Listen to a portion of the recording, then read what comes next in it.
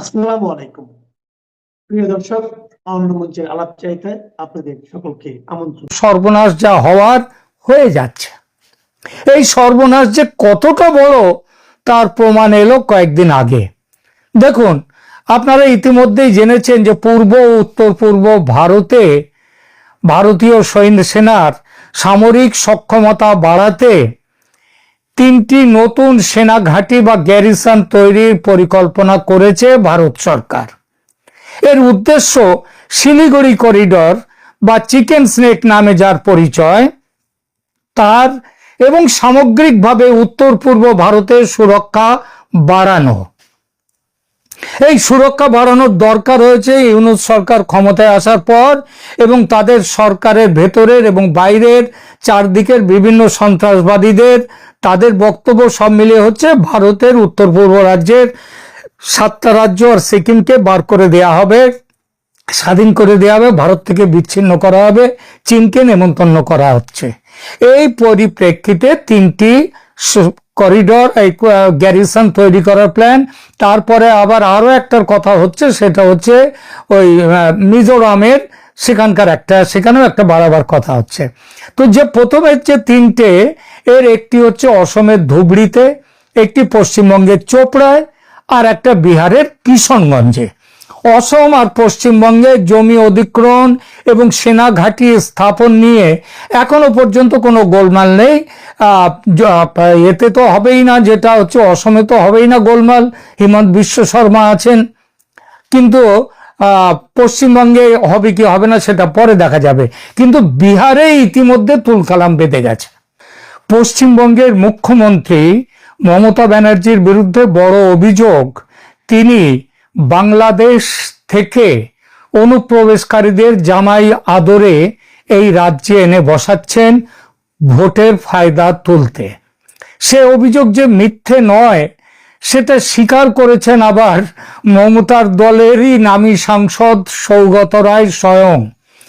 বাংলাদেশ থেকে আসা মানুষদের সম্পর্কে তিনি বলেছেন এই গত 2-3 দিন আগেই, যে তিনি বলেছেন যে বাংলাদেশ থেকে আসা মানুষদের বড় আশ্রয় মমতা ব্যানার্জি।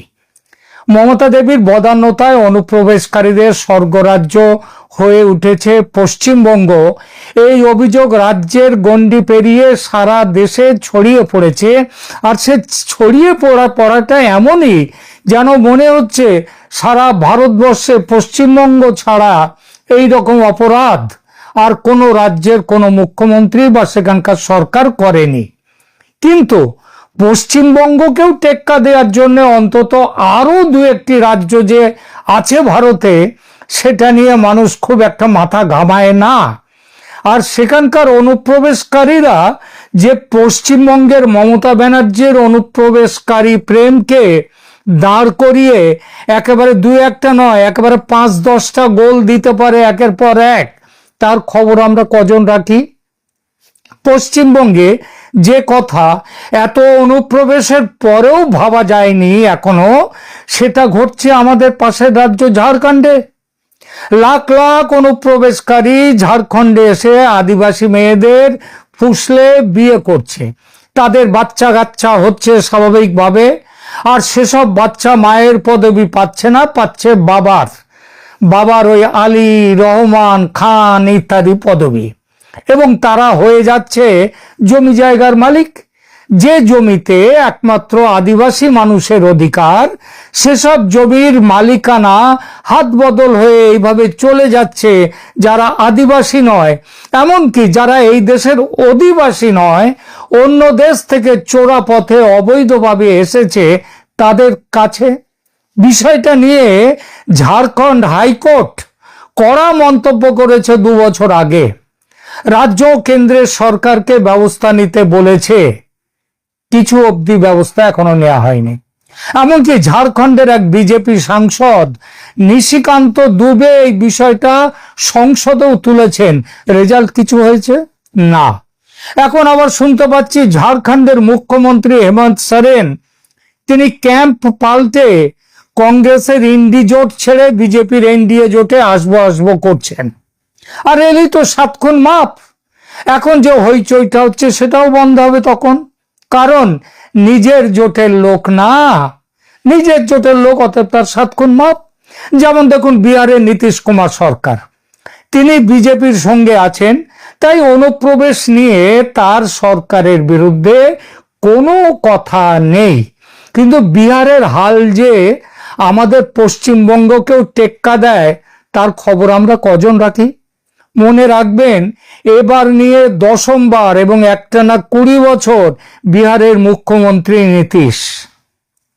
তার এই সময়ের একটা বড় অংশ বিজেপির সঙ্গে জোট বেঁধে জোট সরকারে। পশ্চিমবঙ্গে অনুপ্রবেশ নিয়ে প্রশ্ন উঠলে মমতা দোষ চাপান বিএসএফ বা কেন্দ্রের ঘাড়ে, আর বিজেপি বা কেন্দ্র সাথে সাথে নিজেদের ঘাড় থেকে সেই দোষটা চাপিয়ে দেয় রাজ্যের ঘাড়ে।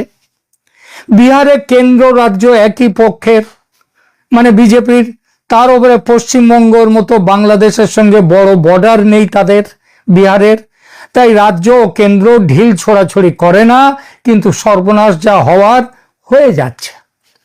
এই সর্বনাশ যে কতটা বড় তার প্রমাণ এলো কয়েকদিন আগে। দেখুন, আপনারা ইতিমধ্যেই জেনেছেন যে পূর্ব ও উত্তর পূর্ব ভারতে ভারতীয় সেনার সামরিক সক্ষমতা বাড়াতে 3টি নতুন সেনা ঘাঁটি বা গ্যারিসন তৈরির পরিকল্পনা করেছে ভারত সরকার। এর উদ্দেশ্য শিলিগুড়ি করিডর বা চিকেন স্নেক নামে যার পরিচয়, তার এবং সামগ্রিকভাবে উত্তর পূর্ব ভারতের সুরক্ষা বাড়ানো।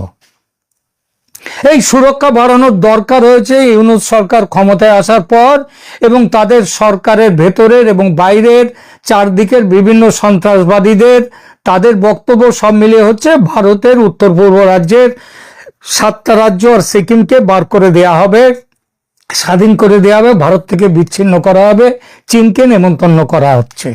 এই পরিপ্রেক্ষিতে 3টি করিডর গ্যারিসন তৈরি করার প্ল্যান। তারপরে আবার আরো একটার কথা হচ্ছে, সেটা হচ্ছে ওই মিজোরামের সেখানেও একটা বাড়াবার কথা হচ্ছে। তো যে প্রথমে যে 3টে, এর একটি হচ্ছে অসমের ধুবড়িতে, একটি পশ্চিমবঙ্গের চোপড়ায়, আর একটা বিহারের কিশনগঞ্জে। অসম আর পশ্চিমবঙ্গে জমি অধিগ্রহণ এবং সেনা ঘাঁটি স্থাপন নিয়ে এখনো পর্যন্ত কোনো গোলমাল নেই। এতে তো হবেই না, যেটা হচ্ছে অসমে তো হবেই না গোলমাল, হিমন্ত বিশ্ব শর্মা আছেন। কিন্তু পশ্চিমবঙ্গে হবে কি হবে না সেটা পরে দেখা যাবে। কিন্তু বিহারে ইতিমধ্যে তুলকালাম বেঁধে গেছে। সেখানে স্থানীয় মানুষরা আন্দোলন শুরু করে দিয়েছে গ্যারিসন তৈরির বিরুদ্ধে। এই আন্দোলন করছে কারা জানেন? ওই যেখানে মানে বিহারের কিশনগঞ্জ যেখানে এটা হবার কথা, সেখানকার অনুপ্রবেশকারীরা। কিশনগঞ্জে সাকর, সাতভিট্টা, নটুয়াপাড়া এইসব নামের গ্রামের ছোট ছোট গ্রাম, তো ছোট ছোট গ্রাম, তো তার আশেপাশে 200 একরের মতো কৃষি জমি অধিগ্রহণের পরিকল্পনা ছিল সরকারের এই সেনা গ্যারিসন তৈরির জন্য। কিশনগঞ্জ জেলা ল্যান্ড অ্যাকুইজিশন অফিসের অফিসিয়াল নোটিশ লিস্টে 2025 সালে নানান প্রকল্পের মধ্যে জমি অধিগ্রহণের নোটিশ ইতিমধ্যে দেওয়া হয়ে গেছে, যার মধ্যে এই সেনাঘাঁটিও আছে। একাধিক সংবাদ মাধ্যমের রিপোর্টে বলা হয়েছে যে आर्मी कैंप के लिए जमीन अधिग्रहण की प्रक्रिया भी शुरू हो गई है। অর্থাৎ প্রশাসনিক ফিল্ড লেভেলে প্রক্রিয়া শুরু হয়ে গেছে। মৌজা চিহ্নিত, জরিপ, প্রস্তাবিত একর নির্ধারণ, মানে কতটা জায়গা লাগবে, বাস্তব অবস্থান সবকিছু ঠিক হয়ে গেছে। অধিগ্রহণ প্রক্রিয়া চালু আছে। শুধু শেষ পর্যায়ের যে একটা গেজেট নোটিফিকেশন বেরোয় চূড়ান্ত, সেটা এখনো বেরোয়নি। এটা যখন বেরোবে তখনই শুরু হয়েছে বিরোধিতা। আসাদুদ্দিন ওয়াইসির যে মিম বা AIMIM দলের স্থানীয় বিধায়ক তৌসিফ আলম, তিনি ওখানে এবার ভোটে জিতেছেন কিশনগঞ্জে, এবং কংগ্রেস দলের MP মোহাম্মদ জাওয়েদ এর নেতৃত্বে আছেন। জাওয়েদ MP হয়েছেন অবশ্য 2024 সালে, এবার হলে জিততে পারতেন না, সেটা অন্য প্রশ্ন। যাক, তো এই দুজনের MLA এবং MP সাহেব দুজনেরই চিৎকার শুরু করে দিয়েছেন, হেতা নয়, যাও অন্য কোনোখানে। সেনার বক্তব্য, তারা তাদের প্রয়োজনের নিরিখে সব দিক বিচার বিবেচনা করেই এই জায়গাটিকে নির্বাচিত করেছে। অন্য জায়গায় গেলে তাদের অসুবিধে, কিন্তু এরা বিরোধী পক্ষ অনর। কংগ্রেস এমপি মোহাম্মদ জাভেদ প্রতিরক্ষা মন্ত্রীর সঙ্গে দেখা করে বলেছেন ক্যাম্প কিশনগঞ্জে হোক, কিন্তু এখন যে কৃষি জমি নেওয়া হচ্ছে তার বদলে জিলে মে কাহি और সরকারি বা অনাবাদী জমি খুঁজে সেখানে ক্যাম্প সরানো হোক। তিনি যেটা বলেননি সেটা হচ্ছে মুসলিম প্রধান এই এলাকা ছেড়ে দিয়ে অন্য জায়গায় গিয়ে হিন্দু এলাকায় গিয়ে জমি দেখো, এইটা হচ্ছে তার মূল বক্তব্য। আচ্ছা, তিনি লোকসভায়ও এই একই কথার পুনরাবৃত্তি করেছেন। বিহার রাজ্য সরকারের দিক থেকে এখনো পর্যন্ত কোনো আনুষ্ঠানিক লিখিত ঘোষণা নেই যে বিকল্প হিসেবে অন্য জায়গা তারা দেখেছেন, কিন্তু রাজনৈতিক ও প্রশাসনিক সূত্রে যা জানা যাচ্ছে তা হলো যে জেলা প্রশাসনকে বিকল্প জায়গা নির্বাচনের কথা খতিয়ে দেখতে বলেছে রাজ্য সরকার, রাজ্যের বিজেপি সরকার এবং কেন্দ্রের সরকারও। কারণ ওই মিম, কংগ্রেস এই দুই দলের চাপ, কৃষক আন্দোলন এবং জাতীয় নিরাপত্তা, এই তিনটিকে মাথায় রেখে বিহার সরকার আপাতত জমি হস্তান্তর বন্ধ করে রেখেছে, মানে ওই তৈরির জন্য, সেনা ঘাঁটি তৈরির জন্য। কিছু রিপোর্ট সেগুলোতে এমনও বলছে Bihar refuses to give land to Indian army for army base, অর্থাৎ বিহার আর্মি বেস, সেনা ঘাঁটি তৈরির জন্য জায়গা দিতে অস্বীকার করেছে। বিহার মানে কে? বিহার মানে বিহারের সরকার। কোন সরকার? বিজেপি, নীতিশ বিজেপি সরকার। মানে বর্তমান লোকেশন নিয়ে রাজ্য খুবই অনিচ্ছুক এবং বিকল্প জায়গা তাই দেখা। ভাবুন তো, এই অবস্থা যদি পশ্চিমবঙ্গে হতো মমতার এখানে, এতক্ষণে তো মমতা ব্যানার্জির আর এক দফা শ্রাদ্ধ হয়ে যেত।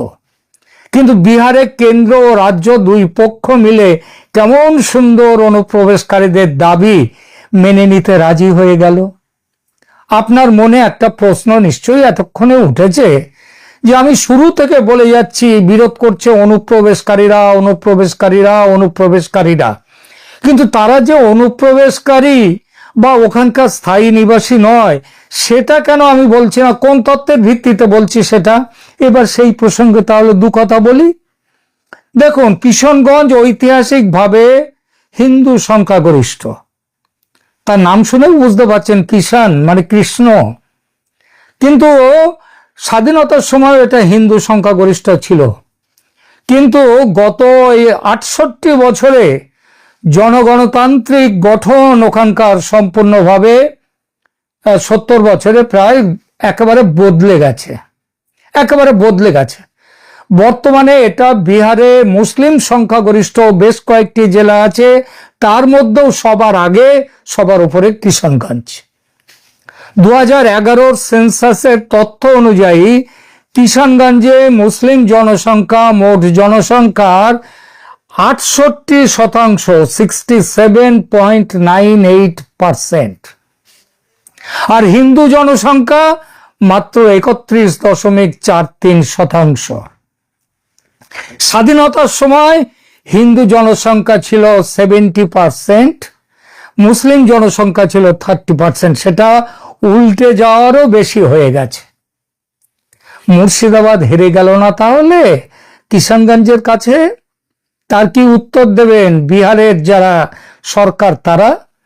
জনবিন্যাস এমন উল্টে যাওয়ার একটা কারণ হিন্দু ও মুসলমানদের জন্মহারের বড়সড় ফারাক। হিন্দু পরিবারে যেখানে একটি বা দুটি সন্তান বিহারের দিকে একটু বেশি হয়, তাও সেখানে গড় 2.5টিরও কম, আমি সেই জন্যই 2টি বলেছি। মুসলিম পরিবারে সেখানে গড়ে 5 থেকে 6টি সন্তান। মুসলিম জনসংখ্যা বৃদ্ধির এটা একটা বড় কারণ, কিন্তু এই সংখ্যাটা তো অন্য জায়গাতেও ছিল, সেখানে কেন তাহলে এতটা বৃদ্ধি হয়নি যতটা হয়েছে কিশনগঞ্জে? কিশনগঞ্জ জেলা তার বড় একটা কারণ হচ্ছে অনুপ্রবেশ। কিশনগঞ্জ জেলায় নির্বাচন কমিশনের বিশেষ নিবিড় সংশোধন বা SIR প্রক্রিয়ায় যে পরিমাণ ভোটারের নাম বাদ দেওয়া হয়েছে তা শুধুমাত্র একটা প্রশাসনিক ব্যাপার নয়, এটা গভীর জনতাত্ত্বিক রূপান্তর এবং সীমান্ত নিরাপত্তা সম্পর্কিত একটি অত্যন্ত সংবেদনশীল বিষয়। 2024 সালের জুনের 24 তারিখে নির্বাচন কমিশন বিহারে এসআইআর শুরু করেছিল। এই প্রক্রিয়ায় কিষানগঞ্জের মোট জনসংখ্যা হলো 11,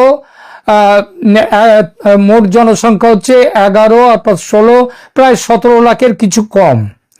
এই 17 লাখের জনসংখ্যার মধ্যে কিষানগঞ্জ থেকে ভোটার লিস্টে ফাইনালি বাদ গেছে কত লোকের নাম জানেন? 1,45,668 জন। এটা জেলার মোট ভোটার বেসের প্রায় 12%।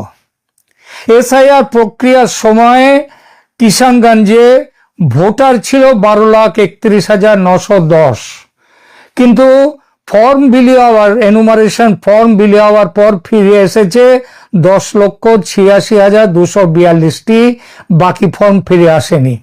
এটা কেন গুরুত্বপূর্ণ? বিহারে মোট 65 লাখ ভোটারের নাম বাদ গেছে, কিন্তু কিষানগঞ্জ এই তালিকায় সবার উপরে। বিহারের অন্য কোনো জেলায় এত বেশি হারে ভোটার বাদ যায়নি। এমনকি যেখানে বিহারের গড় বাদ পড়ার হার 4.59%, সেখানে কিষানগঞ্জের সেই হার 11.8%, মানে প্রায় 2.6 গুণ বেশি। এর কারণ বিপুল অনুপ্রবেশ। পশ্চিমবঙ্গে অনুপ্রবেশকারীদের টিকিয়ে রাখতে ডোমিসাইল সার্টিফিকেট ইস্যু করার হিড়িক পড়েছে এখন এই নভেম্বর-ডিসেম্বরে এসে। বিহারে এই হিড়িক পড়েছিল 5 মাস আগে। সাধারণত কিষানগঞ্জে প্রতি মাসে 26,000 থেকে 28,000 ডোমিসাইল সার্টিফিকেটের আবেদন আসত, কিন্তু জুলাইয়ের প্রথম 6 দিনে 1,28,000-এর বেশি আবেদন এসেছিল। নির্বাচন কমিশন থমকে গিয়েছিল, যেমন এখন পশ্চিমবাংলাতেও থমকে যাচ্ছে। এরপরে আসুন আধার কার্ডের জালিয়াতি, যেটাই কিষানগঞ্জে কিভাবে চলছে। কিষানগঞ্জের মোট জনসংখ্যা, আগে বলেছি ভোটার সংখ্যা, এবার বলছি মোট জনসংখ্যা 20.26 লাখ, কিন্তু আধার কার্ড ইস্যু করা হয়েছে 21.31 লাখ। 20.26 লাখ মানুষের জন্য, ছোট সব মিলিয়ে, সেখানে 20.26 লাখ মানুষের জন্য আধার কার্ড ইস্যু হয়েছে 21.31 লক্ষ। এর অর্থ প্রতি 100 জন জনসংখ্যায় 126টা করে আধার কার্ড রয়েছে। এই অঞ্চলের অন্যান্য জেলাতেও একই সমস্যা, যেমন কাটিহারে 123% আধার কার্ড, আরারিয়ায় 123, পূর্ণিয়ায় 121, আর পুরো সীমাঞ্চল ধরলে 100 জনের জন্য 120টি করে আধার কার্ড ইস্যু করা হয়েছে। আগস্ট 2025-এ নির্বাচন কমিশন তাই একটি সতর্কতা দিয়েছিল এবং বলেছিল যে বুথ লেভেল অফিসার বা বিএলওরা বিহারে রিপোর্ট দিয়েছে নেপাল, বাংলাদেশ এবং মিয়ানমার থেকে আসা বিরাট সংখ্যক মানুষকে তারা খুঁজে পেয়েছেন। অর্থাৎ নেপাল, শুধু বাংলাদেশে মুসলমান নয়, নেপাল থেকে আসা হিন্দুরাও রয়েছে, এবং এর সঙ্গে যাদেরকে আমরা রোহিঙ্গা বলি, বাংলাদেশের মধ্যে আমরা তো রোহিঙ্গাকেও জুড়ে নিয়েছি, কিন্তু তা তো নয়, রোহিঙ্গারা বাংলাদেশেরও নয়, রোহিঙ্গারা মিয়ানমারের। তাদেরও বিরাটভাবে খুঁজে পাওয়া গেছে, এটা বিএলওরা রিপোর্ট দিয়েছে। বিহারের ভোট মিটে গেছে, বিপুল ভোটে জয়যুক্ত বিজেপি নেতৃত্বের এনডিএ জোট, তারা বিপুল ভোটে জিতেছে, সরকার গঠন তৈরি করেছে। একটা কথার কি কেউ উত্তর দেবেন যে বিপুল সংখ্যক নাম কাটা পড়লো ভোটার লিস্ট থেকে, সেই লোকগুলো এখন কোথায়? তাদেরকে দেশ ছাড়ার কোনো ব্যবস্থা কি হয়েছে? হয়নি। নাকি ভোটার লিস্ট থেকে বাদ দেওয়ার পরেই কাজ শেষ? ঠিকই, তারা আর ওই আরজেডি কে, লালু প্রসাদের দলকে ভোট দিতে পারবে না, কংগ্রেসকে ভোট দিতে পারবে না, অতএব সমস্যা মিটে গেল। এটাই তো আসল ব্যাপার। তারা কিন্তু সব ওখানে রয়েছে, তাদেরকে সরাবারও কোনো ব্যবস্থা, কোনো চিন্তা ভাবনা, কোনো লাইন কিন্তু এখনো সরকার দেয়নি, রাজ্যের সরকারও দেয়নি, কেন্দ্রের সরকারও দেয়নি। আসি পশ্চিমবঙ্গে। পশ্চিমবঙ্গের মমতা সাম্রাজ্যের হাল কি তাহলে এই বিহারের চেয়েও খারাপ, কিশনগঞ্জের চেয়ে খারাপ? আপনারা তার বিচার করবেন, মতামত দেবেন। জানি আমার এই প্রতিবেদন বিজেপি সমর্থকদের ভালো লাগবে না, কারণ বিহারে তাদের সরকারের সমালোচনা করেছি আমি। আবার এই একই কারণে মমতা ব্যানার্জির তৃণমূল দলের সমর্থকদের পছন্দ হতে পারে আমার এই ভিডিও, কারণ বিজেপিকে সমালোচনা করেছি। যে কাজের জন্য বিজেপি পশ্চিমবঙ্গে মমতা ব্যানার্জির তৃণমূল কংগ্রেস দলের সমালোচনা করে, সেই একই সমালোচনা তো বিহারে তাদের ক্ষেত্রেও প্রযোজ্য। কিন্তু সুতরাং আমার পছন্দ হবে না বিজেপির, বিশেষ করে। কিন্তু আমার করার কিছু নেই, সত্যিটাকে সত্যি করে বলাই ভালো, ভবিষ্যতের জন্য সেটা ভালো হয়। তো ভাই, আমাদের ইলিয়াস ভাই সম্পর্কে আরেকটা দুঃসংবাদ আপনাদের জন্য রয়েছে। তো যারা আপনারা ইলিয়াস ভাইয়ের ফ্যান ফলোয়ার, তারা লুঙ্গি টাইট করে, আপনারা যারা ইলিয়াস ভাইয়ের ফ্যান ফলোয়ার, তারা লুঙ্গি টাইট করে বসেন। কি আর করবেন? বিপদ যখন মানুষের আসে তখন বিপদ মানে একলা আসে না, বুঝছেন? মুরব্বীরা বলছে বিপদ যখন আসে তখন বিপদ দল নিয়ে আসে। তো এখন ইলিয়াস ভাইয়ের ক্ষেত্রে এই ঘটনাই ঘটছে। তো এখন আপনারা জানেন যে এখন বর্তমানে আমেরিকাতে হলো ডোনাল্ড ট্রাম্পের জামানা। আর ডোনাল্ড ট্রাম্পের জামানা হলো সব হিসাব কিতাব উল্টাপাল্টা হয়ে গেছে। কোথায় আইন কানুন, কোথায় কি, কোথায় সুপ্রিম কোর্ট, কোথায় ল অ্যান্ড অর্ডার, কোথায় কনস্টিটিউশন, কোথায় হিউম্যান রাইটস, তাই না? কোথায় সিটিজেন রাইটস, কোথায় জার্নালিস্ট রাইটস, কোথায় ইলিয়াস ভাইয়ের রাইটস, বুঝছেন? কোনো কিছু তোয়াক্কা আমাদের ডোনাল্ড ট্রাম্প করে না। আর এই মুহূর্তেই, এই সময়ের ভিতরেই, এই ডোনাল্ড ট্রাম্পের জামানাতেই এই আকামগুলো করতে হলো আমাদের ইলিয়াস ভাইয়ার। ঠিক ফেসবুক, ইউটিউব এসে এরকম সবাই ফ্রিতে আমরা পাই, তো মুফতে যেটাকে বলে নাকি ফ্রিতে পাই, তো যার ফলে এটা কদর আমরা বুঝিনি। তো এখন ফেসবুকের সাথে পাঙ্গা নেওয়া, মেটা তার প্রথম ফেসবুক যেটা এইটা ছিল, পেজ ছিল 4.5 মিলিয়ন, তো সেটা তো গায়েব হয়ে গেছে, এটা সেই কোনোদিনও ফেরত পাবে না। দ্বিতীয় যে 8.5 লাখ ফলোয়ারের যে ফেসবুক পেজটা আছে, এটা এখন আমাদের ইউনুসার বাংলাদেশ থেকে এটাকে রেস্ট্রিকশন দিয়ে রাখছে, বন্ধ করে রাখছে, বাংলাদেশ থেকে দেখা যায় না। আরও ঝামেলা করছে ইউটিউবে গিয়ে, এখন দেখলাম প্রায় 30 দিনের জন্য নাকি রেস্ট্রিকশন দিয়ে রাখছে। 30 দিন না 90 দিনের জন্য, খেয়াল করলাম না, আপনারা খেয়াল করেন আমি জিনিসটা, আপনি একটু ভালো করে দেখেন তো ইউটিউবে কত দিনের জন্য আমাদের ইলিয়াস ভাইকে রেস্ট্রিকশন দিয়েছে। মনে হয় 30 দিন না 90 দিন, দুইটার একটা হবে। তো এখন রেস্ট্রিকশন খেয়ে পয়সা দিয়েছে। এখন পয়সা এখন কী করবে? এখন তো শুধু এখানেই না, কাহিনী আরও হয়েছে যে তার যে এই যে আকাম কুকাম যা কিছু আছে বাংলাদেশ বিরোধী যেসব জিনিসপত্র কথা বলছে, একটা জিনিস আপনি খেয়াল করে দেখেন, আপনি কারোর সাথে লাগালাগি হয়েছে, সেই ব্যক্তির লগে লাগালাগি করেন, না করছে কি লুঙ্গি উঠে লাগালাগি করেন। আমরা ইলিয়াস ভাই আপনার সাথে আছি ভাই, আমিও তো আপনার একজন ফলোয়ার, সাবস্ক্রাইবার্স, ফলোয়ার নাকি ফ্যান বলেন নাকি আপনারা? হ্যাঁ, আমি নিজেও ভাই। তো এখন খেয়াল করে দেখেন, লাগালাগি করবেন, লুঙ্গি এটা যত কিছু লাগালাগি করেন, আপনি মিল্টনের লগে লাগালাগি করবেন, মিল্টনের বউ আছে নীলা, তার সাথে লাগালাগি করবেন, লুঙ্গি ওটা ইচ্ছা মতো লাগালাগি করেন, না তো করি, আমরা সাপোর্ট করছি আপনারে ভাই। কিন্তু আপনি মানে বাংলাদেশ বিরোধী থেকে কেন গেলেন? বাংলাদেশ বিরোধী কথাবার্তা এই আকাইমা বুদ্ধিটা আপনারা কে দিল আমি বুঝেন। আর যখনই আপনি এটা করতে গেছেন বাংলাদেশের স্বাধীনতা বিরোধী কথাবার্তা বলছেন, বাংলাদেশের কি বলবো 16 ডিসেম্বর 12 ডিসেম্বর বলছেন, বুঝছেন, তখন একেবারে রুহু থেকে উঠে গেছেন। যদি আবার না হাজার লক্ষ ফ্যান ফলোয়ার বুকের ভিতরে আপনি চোট দিয়ে বসেছেন। তো এখন কাহিনী কি হয়েছে, তার এই সব বিরোধী কথাবার্তা, এখন ওনার বিরুদ্ধে যে শক্তিশালী কেস বানানো হয়েছে, উনি বাংলাদেশকে অস্থিতিশীল করার জন্য, আনরেস্ট করার জন্য উনি জঙ্গিদের সাথে মিশে বাংলাদেশে একটা অপতৎপরতা চালাইতেছে। এই ধরনের একটা তকমা বা কালিমা বা এই ধরনের একটা এলিগেশন তার উপর আনা হয়েছে, এবং খুব শক্তভাবে এলিগেশনটা আনা হয়েছে। এটা সাক্ষী প্রমাণ সব কিছু সহ ডিপার্টমেন্ট অফ স্টেট এবং ইউএসসিএসে জমা দেওয়া হয়েছে ইলিয়াস ভাইয়ের বিরুদ্ধে গিয়া। কথাটা খেয়াল করেন কোন পয়েন্টের উপর ভিত্তি করে, এটা কোনো সাধারণ কোনো কাহিনী না, কিন্তু সে বাংলাদেশকে আনরেস্ট রাখার জন্য একদল জঙ্গিদের সাথে নিয়ে বাংলাদেশকে আনরেস্ট করার জন্য, বাংলাদেশে একটা পাল্টা অভ্যুত্থান ঘটানোর জন্য উনি একটা কনস্পিরেসি করছে। এই ধরনের একটা অভিযোগ বাংলাদেশ সরকারের পক্ষ থেকে আমেরিকা সরকারকে জানানো হয়েছে। আর আপনারা জানেন কি না জানি না, 2024 সালের ফেব্রুয়ারি মাসে এই ইলিয়াস ভাই কিন্তু একদিন জেলও খেটেছে। 2024 সালে ফেব্রুয়ারি মাসে একদিন কিন্তু জেল খাইতেছে, ওই যে মিল্টন আর ওই যে নীলা ওদের সাথে লাগালাগি করতে গিয়ে, বুঝছেন। তো সেই সময় 2024 সালে কিন্তু আমরা ব্যাপকভাবে সাপোর্ট করছিলাম ইলিয়াস ভাইকে, মনে আছে আপনাদের? যখন ওই পাল্টাপাল্টি মিল্টন আর তার বোনের সাথে ওই আকাম বুকাম সেক্স স্ক্যান্ডাল আবিজাবি কত কাহিনী আছে না, বুঝছেন। তো সেগুলো নিয়ে সে যখন ভিডিও টিডিও বানাইতো তখন আমরা কতই না তাকে সাপোর্ট করছি, সে পর্যন্ত তো ঠিকই ছিল। তো এখন খেয়াল করেন জেল তো খাইতে আসছে, এবং তার বিরুদ্ধে অভিযোগ কী আনা হয়েছে? তার বিরুদ্ধে অভিযোগ আনা হয়েছে হ্যারাসমেন্টের, ক্রিমিনাল অ্যাক্টিভিটিস, এক্সটর্শনের অভিযোগ আনা হয়েছে, আবিজাবি যা কিছু আছে যত রকম ক্রিমিনাল এলিগেশন আছে তার বিরুদ্ধে আনা হয়েছে। তো এখন পুলিশ প্রথম তাকে ধরে নিয়ে গেছিলো, ধরে নিয়ে যাওয়ার পর কী হয়েছে, ধরে নিয়ে যাওয়ার পর সাথে সাথে তাকে জেলা হাজতে ঢুকায়নি, তাকে একটা ডেট দিয়ে দিয়েছিল যে গিয়া থানায় এসে মাসে মাসে হাজিরা দিও, যেটাকে ডিএটি বলে আর কি, বুঝছেন, যেটাকে ডিএটি বলে। তো এখন ওই সে যে হাজিরা ডেট ছিল বাংলাদেশে যেমন করে না, থানায় গিয়ে আপনারা হাজিরা দেন, মাসে মাসে গিয়ে হাজিরা দেন, 2 মাস 3 মাস পর গিয়ে হাজিরা দেন, ঠিক তেমনই তাকেও হাজিরা দেওয়ার মুসলেকে দিয়ে তাকে ছেড়ে দেওয়া হয়েছিল ওই ইলিয়াস ভাইয়াকে। তো ছেড়ে এসে কী করছে, সে আবার পাকনামি শুরু করছে, আবার ফেসবুক ইউটিউবে সারাদিন লাগছে, সারাদিন ধরে মনে করেন ওই উবার চালায়, আর রাতে তো কোনো কাম কাজ থাকে না, আর আমেরিকা হলো রাত আর বাংলাদেশ ছিল দিন, তো সারাদিন উবার চালায় এসে ঘরে বসে বসে বাংলাদেশ নিয়ে যত কাহিনী টাহিনী আছে, লুঙ্গির ভিতরে হাত দিয়ে বৈশা বুঝছেন, এগুলি করতো, আর বাংলাদেশের মানুষ তো খুব মজা নিচ্ছে। এখন বাংলাদেশের মানুষকে বিনোদন আর মজা দিতে গিয়ে ফাটছে। এখন ওই যে বললাম না, ওই যে ডেট দিয়ে প্রথমবার ছেড়ে দিয়েছে, পরবর্তীতে যে ডেট আসছে 2-1টা ডেট এসে গেছে, তারপরে ডেটে হাজিরা দেয়নি। তো হাজিরা না দেওয়ার কারণে এদেশের পুলিশ ডিপার্টমেন্ট যেটা করে, নিউ ইয়র্ক পুলিশ ডিপার্টমেন্ট তার উপরে ওয়ারেন্ট ইস্যু করে, এবং সেই ওয়ারেন্টের কপিটি আপনারা দেখছিলেন তার বাড়ির যে অ্যাপার্টমেন্টের লিফটের সামনে লাগানো, ফেসবুক ইউটিউবে আছে, আপনারা সেখানে গিয়ে দেখে নিন, ওই ওয়ারেন্ট হলো সেই ওয়ারেন্ট। তো সেখান থেকে তাকে ধরে নিয়ে যায়, তারপরে লয়ার টয়ারদের কোনো মতে ওখান থেকে ছুটে আসে, এবং তার কেসও এখনও অনগোয়িং, কেস কিন্তু ডিসমিস হয়নি, এটা দীর্ঘদিন চলবে।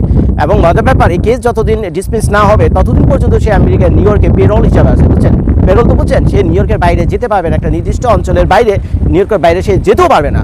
এখন এই ধরনের একটা বিরাট ফাঁসার ভিতরে ফাইসা গেছে। এখন ওনার ছোটো ছোটো যেটা 2টা বাচ্চা আছে, ওই বাচ্চারা যেই তো আন্ডার এজ, তো তাদের তো গ্রিন কার্ড হয়ে গেছে। ওনার ওয়াইফের গ্রিন কার্ডের ব্যাপারে আমি জানি না, সম্ভবত ওনার ওয়াইফের ওনার মতে ওই অ্যাজেলাম ইমিগ্রেন্ট স্ট্যাটাস অ্যাজেলাম হিসেবে আছে আমি যতদূর জানি। আর ইলিয়াস ভাইয়ের একই অবস্থা, ওনার গ্রিন কার্ডও হয়নি, ইলিয়াস ভাইয়ের গ্রিন কার্ডও হয়নি। তো এখন মনে করেন ইলিয়াস ভাইয়ের প্রথম তো গ্রিন কার্ড হবে, তারপরে তো ইউএস সিটিজেন। এখন মনে করেন গ্রিন কার্ড যদি কোনোভাবে হয়ও বা, কিন্তু ইউএস সিটিজেনের ক্ষেত্রে যেটা গিয়ে করবে, আমেরিকার আইন অনুযায়ী যদি আপনি কোনো ক্রিমিনাল অ্যাক্টিভিটিস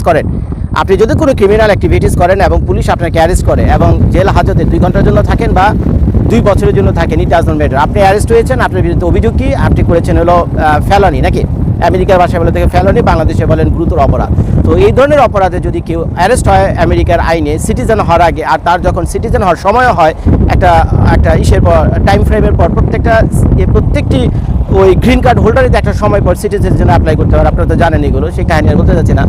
তো তারও তো আছে, বুঝছেন, তারও তো হবে এক সময়, কিন্তু সে যখন সিটিজেন হওয়ার জন্য তার টেনিউর পূরণ হবে, কিন্তু সে কিন্তু আর আমেরিকার মাটিতে জীবনও কোনোদিনও সিটিজেন হতে পারবে না। কারণ সিটিজেন হওয়ার জন্য সিটিজেনশিপের যে ফর্মটা রয়েছে, যে N-400, ওই N-400 ফর্মের ভিতরে দেখবেন বিভিন্ন জায়গায় উল্লেখ আছে যে তোমাকে এর আগে কোথাও, তুমি কি এর আগে পুলিশ তোমাকে অ্যারেস্ট করছে কিনা, এবং অ্যারেস্ট যদি করে থাকে তাহলে কী কারণে অ্যারেস্ট করছে, কোথায় তুমি অ্যারেস্ট হয়েছো, কোন থানায় তোমাকে নিয়ে গেছে, কী হয়েছে না হয়েছে, পুরো অ্যারেস্টের কাগজপত্র চাইবে। এইগুলো দিয়ে যখন উনি সাবমিট করবে, তখন অটোমেটিকভাবেই ওই তার যে সিটিজেনশিপ অ্যাপ্লিকেশন সেটা কী হবে, রিভোক হয়ে যাবে, ডিক্লাইন করবে। শুধু ডিক্লাইন না, তার যে গ্রিন কার্ড আছে সেই গ্রিন কার্ডের উপরে গিয়ে একটা প্রভাব পড়বে।